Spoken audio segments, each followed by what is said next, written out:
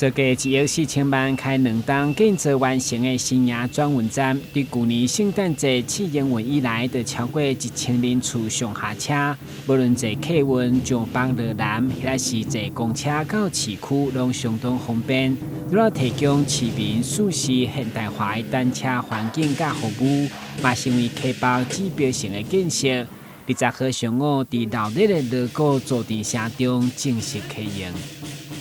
新营转运站希望能够提供许多国道客运上下新营交流道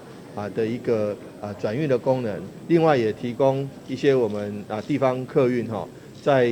不同的轴线、不同的区域的行驶营运的这个路线里面，能够提供一个转运的功能，让民众能够在这个转运站能够得到一个最大限度的一个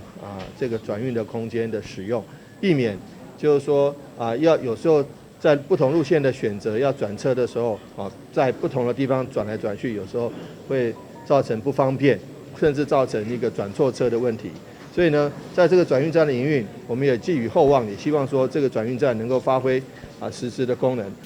启用典礼当中，交通局长王明德嘛指出，新营转运站打破过去单纯交通实用的功能，更重视设计加美感。毛该站分别提下2018年国家卓越建设奖以及2020年建筑原野奖等大奖的肯定。台南新闻军及何乔邦采访报道。